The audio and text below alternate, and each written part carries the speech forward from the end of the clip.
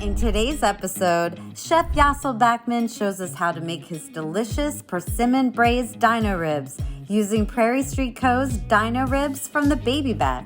Big dino rib like this, I'm using the fingers. This meat, Prairie Street, come on guys. This is the stuff right here. This is amazing. If you guys don't make this at home, you got to. Welcome back to the Prairie Street Culinary Kitchen. My name is Chef Yossel Backman, and today we will be making some Persimmon Braised Dino Ribs from the baby back with Prairie Street Dino Ribs from the baby back. These ribs are delicious. They are incredible. They are beautifully marbled, as you can see here. We have incredible marbling consistently all throughout. We have the fat cap, which will beautifully render and release delicious flavor and aroma through the caramelization and through the whole braising process in the oven. So to start this recipe, we're gonna start with seasoning. So we're just gonna start on this side. We're gonna do a light sprinkling. So we're just seasoning from up high. We're gonna do a light coating of salt. Do keep in mind that kosher meat, part of the koshering process is it does get salted. So just keep that in mind when you are seasoning. Don't go too heavy. We're just gonna flip these around and do a little bit of salt on the back side here. And we're just gonna do a little bit of pepper as well. And then we're gonna take it over to the stove. We are now at the stove. We are going to start our cooking of our meaty, beautiful dino ribs here. So you're gonna start with any heavy bottom cast iron Dutch oven pot or pan. We're just looking for some high heat, high caramelization. So we're gonna start here by turning up this Dutch oven here to a medium high heat. You want to preheat that dry, so no oil, no spices, nothing in there. You wanna get that really high heat going. And we're just gonna add a little bit of oil once we're ready to go in with the beautiful meat. Now, another chef note here is this meat is really, really beautifully marbleized, which means that there is a lot of fat in there as well as the fat cap. So we're gonna use very, very minimal oil in there just to get it going, but we're really gonna release the oils and the fat from the meat, and that's what's gonna really caramelize. So we're just getting to a medium-high heat right now. I'm gonna turn it up a little bit. And we're gonna go in with a little bit of some olive oil here. And then we are gonna grab a pair of tongs, obviously safety first. So don't use your hands, grab a pair of tongs. And we're just gonna go with not the back side, not the bone side, with the meat side. We're gonna go that side down in the pot. And that is the sound that you are looking for. That high heat, that sizzle, that sear, that's what we're gonna go for. We're gonna leave this for about 3-ish minutes just to get some really nice color on that. Another note about these dino ribs, if you are cooking them big and whole like this, they have this kind of shape, this like half moon, if you will. So when you sear it, you're gonna wanna sear it on one side and then kind of rotate it a little bit so that you get the whole thing gets a really nice consistent sear and caramelization all the way through. And as you can see here, I'm just using the front of my tongs here and just applying some pressure just to really get that meat all the way, flat with the pan and get direct impact with that heat to get that really nice sear.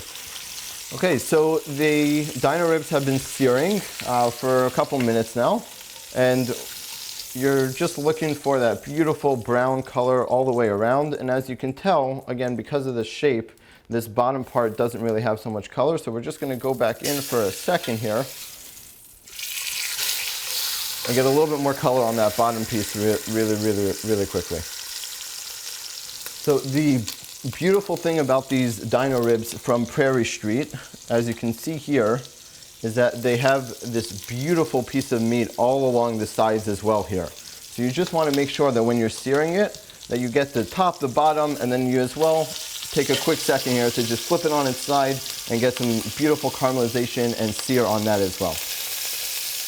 Okay, now that is looking perfect, beautiful, caramelized. So we're just gonna take that out and go in with the next piece real quick. That's that sound that we're looking for. So we have the first side complete and seared, and we're just gonna go in with the other side now. And that's what we're looking for. Brown and caramelized all around on all sides, and we are on to the next. Depending on your meat preparation, you can reverse sear, you can sear before. Specifically when it comes to a braise where you're going into the oven and when it comes out, it's gonna be that fork tender, juicy, delicious meat. You're not gonna have that opportunity to reverse sear and sear at the end, which is why as well here with the braise, I'm doing that high heat sear caramelization all the way from the beginning. And with that, we have our last piece coming out looking beautiful and brown, GBD, golden brown and delicious. So we're going to go with that fond and that beef fat that we have in our pan. I'm going to turn the heat down a little bit to like a medium low, and we're gonna go in with our aromatics here. So we're gonna add some leeks, we're gonna add some celery, we're gonna add some carrots as well, and then we're gonna add some garlic, just cut in half, just whole, just like that. You wanna really make sure that that gets down and releases those aromatics and those oils into there. Usually in classic French cuisine, we have mirepoix, which is carrot, celery, and onion. I'm actually going to be adding some shallot instead. I like that sweet flavor. And because we are adding the persimmons, which is fruit, it will pair really, really, really nicely as well. Let's go ahead and toss that all in. And last but not least, we have some fresh persimmons here. These are just peeled and quartered, and we're just gonna go ahead and toss those right in.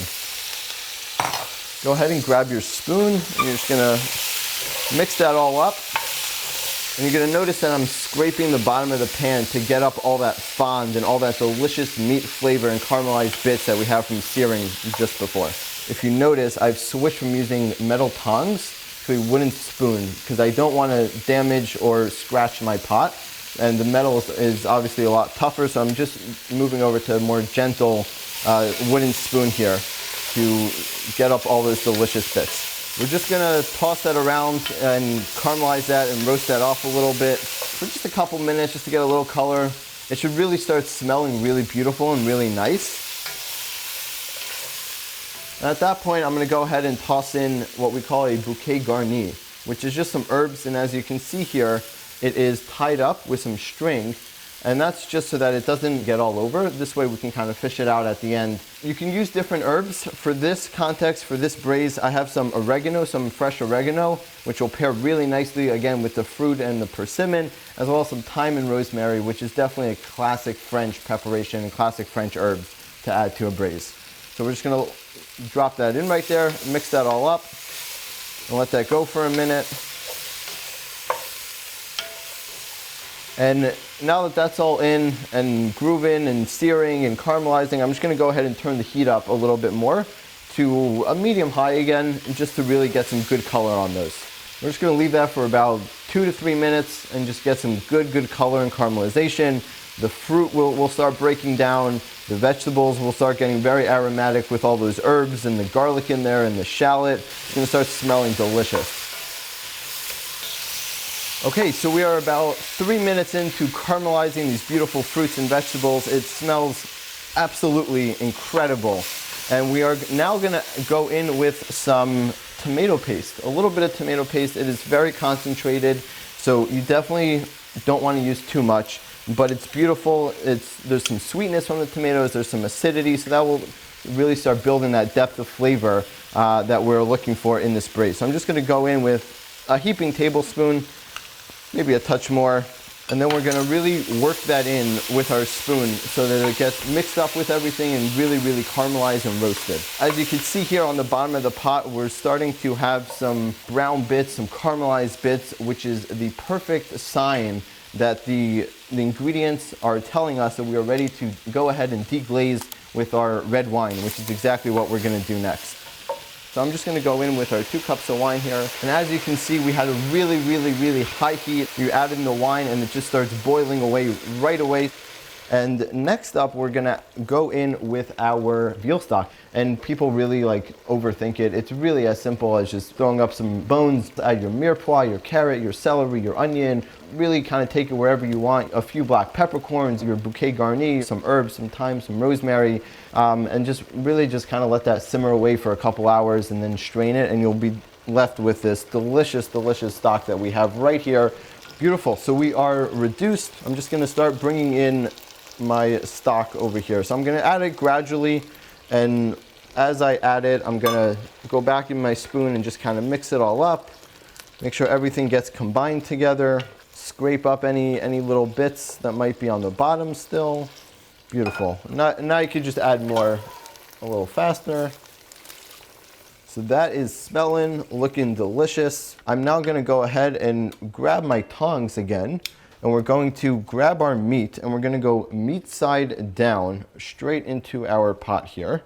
And you wanna kinda shingle that and set it underneath everything, all the way on the bottom. Let all those flavors kind of sit on top over there. Okay, we're gonna go in with our next piece here, and then with our last piece. I'm actually just gonna very carefully take 2 towels. Be careful, things are definitely hot on the stove. I'm just gonna top that all off. When you are doing a braise, you really wanna make sure that your meat and your protein is fully submerged in liquid. Beautiful.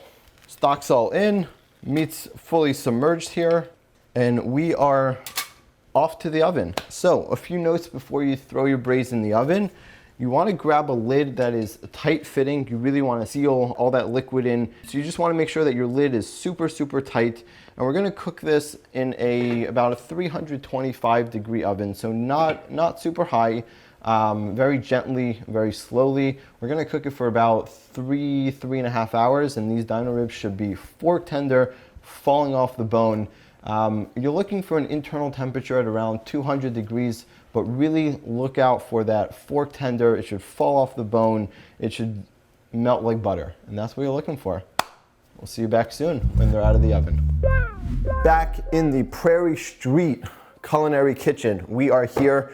We have our massive pot here of meaty deliciousness. We got our dino ribs. These babies have been in the oven. They've been braising for just about 4 hours now. We had them at 325 degrees, fork tender. They are falling off the bone. They are perfect. They are delicious. They are meaty. I wish you can smell this. Sorry, I'll do that for you. So we're gonna go ahead and take them out very, very carefully. Be careful, the meat will be very fork tender. So we wanna just very, very gently, feel free to kind of get in here a little bit. Careful, it will be a little bit hot. Ooh, look at that juice. I mean, come on, does it get any better than that? So I'm just gonna go ahead and set that right here for a second. Now, let's go ahead and take this one out. That is literally fork tender. I mean, you could literally just see the meat is falling off the bone here. Okay, so we are going to very, very carefully place that right on our plate here. That's like, doesn't get any juicier than that. That is pure meaty deliciousness right there. Okay, so to go on top of that here, we have a few garnishes with us today. We have right over here, these are some 48-hour fermented Brussels sprouts. So we just cut a cross in the top of them, vacuum seal them, cryovac them with a little bit of salt, 2% salt, and those just bloomed when we fried them open. They're like little Brussels sprout flowers. Those are just pretty and delicious. Over here we have a Brussels sprout marmalade, so that has a little bit of sugar, just a little sweetness, a little something different with the Brussels sprouts, so Brussels sprout 2 ways. Over here we have a delicious persimmon glaze, which we're actually going to brush on top of this delicious meat over here. And then we have one of my favorites. This is bone marrow cream. This stuff is straight up bone marrow. It is pure deliciousness. It will wow any of your guests. And then over here we have some pickled persimmon as well. So we got persimmon 2 ways, Brussels sprouts 2 ways, and some bone marrow to just kick it all up. So we're just gonna slide this beautiful meat front and center for all of you guys to drool over while I get to eat. So we are gonna start, we're just gonna grab our brush over here, and we're going to do a nice little coating over here with our persimmon glaze. Be careful, you don't wanna ruin any of the meat or pull it off the bone. So just lightly dabbing it, painting it on, just like an artist. Then we're gonna take some of our Brussels sprout marmalade over here. We're just gonna do little bits over here. I'm just gonna use my tweezers and pick up a little bunch, kind of place them just a little bit right over the top here. So this Brussels sprout marmalade was actually made at a high heat. We wanted to keep the integrity and the texture and the crisp of the Brussels sprouts. So we just in and out of the pan literally in 3-4 minutes. Very, very fast here. And so we're almost finished here, just doing a nice little coating. Now, next we're gonna go in with these fermented Brussels sprouts, which are just super, super pretty. We're just gonna fill up the side over here with these little bad boys. Some different textures. Using ingredients 2 different ways is one of my favorite ways as a chef to plate and just kind of have fun and get creative in the kitchen. So we're just gonna fill that up a little bit. Next, we're gonna go in with this delicious bone marrow cream. This stuff is gold. This stuff is amazing. It's bone marrow just kind of whipped up essentially. Kind of tastes like butter, but better. And we're just gonna go in with some little dollops of this kind of throughout over here. Take some of these beautiful little pieces of raw persimmon. There's actually different varieties. Some are sweeter, some are unripe. So make sure you get one of the unripe ones, which will hold up to the pickle liquid. And these are just very, very basic pickle liquid, some rice vinegar, some salt, some sugar, a little bit of garlic, some herbs. And I'm just gonna kind of roll these up a little bit and make these nice little tubes and fill in these little spots. Kind of fold it in for these little pockets and little bites of some acid. It will help kind of balance out all of that meaty deliciousness and juiciness, which we are about to dig into very, very shortly. And you can tell these are really, really thinly shaved, just so you get a nice little pop of flavor. We're not trying to go overboard. We're trying to accent the flavors of this meat. This meat from Prairie Street, I gotta tell you, as a chef, nothing better. The marbleization, the consistency, this stuff is top of the line. And let me tell you, I've worked with a tremendous amount of meat. And when you have something this beautiful, it's all about highlighting the beautiful product on the plate. So everything else is just little bits, little pops of goodness, but just accenting this incredible, incredible meat. And there you have it. Here is our Persimmon Braised Dino Rib from the baby back rib with Prairie Street Dino Ribs from the baby back. It is time, the delicious time, to dig in and eat. We've waited hours for this meat. We've been smelling it, we've been looking at it, we've been working on it, we've braised it, we've roasted it, we've garnished it, we've plated it. It is beautiful. It is time to enjoy. And most people eat with forks and knives, but a big bone, big dino rib like this, I'm using the fingers. Yo, if you guys don't make this at home, you got to. The sweetness from the persimmon, the fattiness from the bone marrow, the rich meatiness. This meat, Prairie Street, come on guys. This is the stuff right here. This is amazing. Thank you so much for joining us today in the Prairie Street Culinary Kitchen. It has been a true pleasure to share this goodness, delicious culinary goodness with you guys today. Every Sunday, 2 p.m., Prairie Street YouTube channel, dropping culinary nuggets every single week. Definitely check them out. Check out their website, buy this meat, buy all their meat. It is super, super good. No better way to finish this off than a big old bite. Subscribe to our channel now and set your notifications so you don't miss our latest recipes and chef-led tutorials. Then head over to prairiestreet.co to shop for your next big meal.